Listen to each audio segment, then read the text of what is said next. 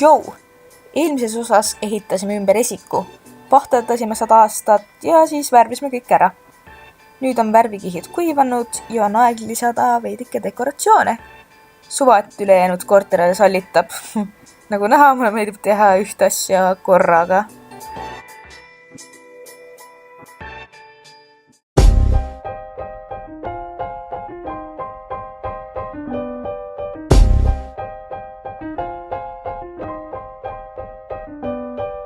Teises planeerimisosas nägite, et tahan sinna seinale asetada suure ümmarguse peegli.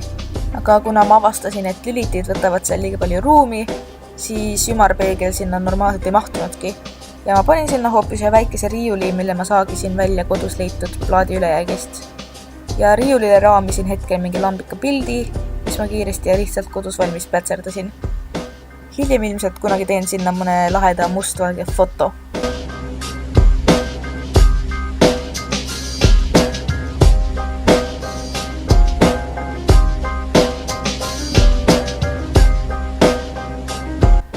Asetasin sinna veel spreivärvi episoodis valmistatud dekoratsioonid ja juba oligi siin särtsakam. Leidsin veel köögist kuskilt mingi nagi ka, mille ma mustaks värvisin ja siis sinna riiuli alla toppisin. Ja no nüüd see sein läks veel särtsakamaks. Oi.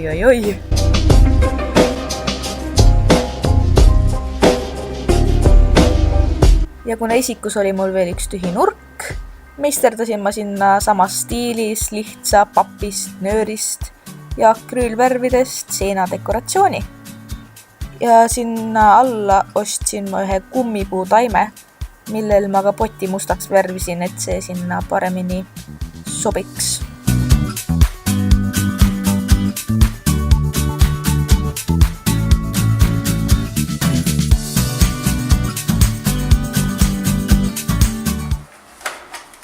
Hallo? No okei. Ma tulen alla. No tšau. Värvisin ka telefoni kuldseks, sellepärast et miks mitte.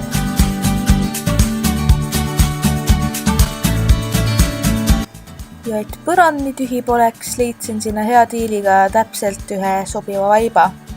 Ja nii see esik valmis saigi.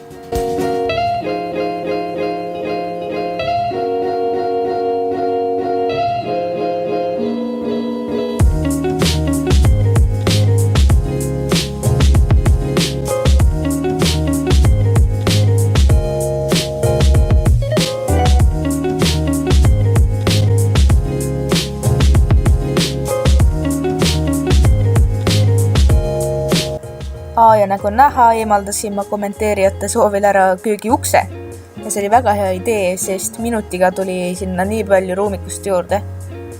Aga igatahes, kui teil veel on ideid, siis ärge kartke kommentaari jätta ja ma loen need kindlasti kõik üle ja ammendan neist inspiratsiooni.